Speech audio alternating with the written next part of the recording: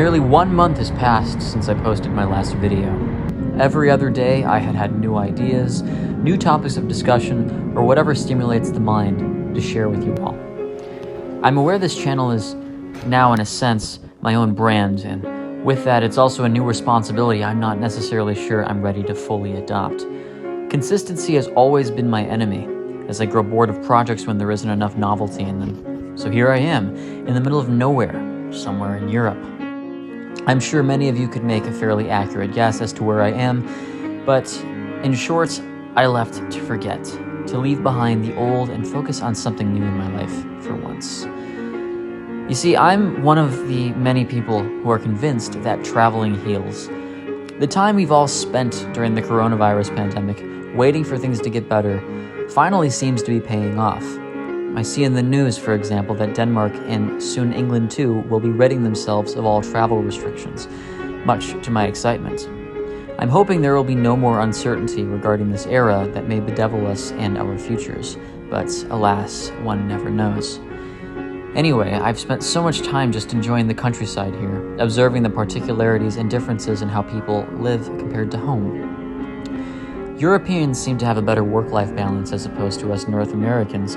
I've noticed meal times are better respected, food more sacred, and curiosity, as far as I'm concerned, more encouraged. Generalizations aside, every night I've stared up at the stars, gazing endlessly into the void and appreciating life in a small town where some people don't even have refrigerators. I believe most of the buildings here are over 100 years old, but it feels right for me to stay. I'm not sure about the other folks in the comments, but evidently I have Western European heritage, and for some reason I feel right here. I suppose one of my favorite observations is that people here work for a living, but live more than they engage in needless toil. I digress. Those of you who take your time to watch my videos, in my estimation, relate to my lifestyle quite a bit. Stuck at home, have a job you don't like much, and lack something, say a spark in your lives.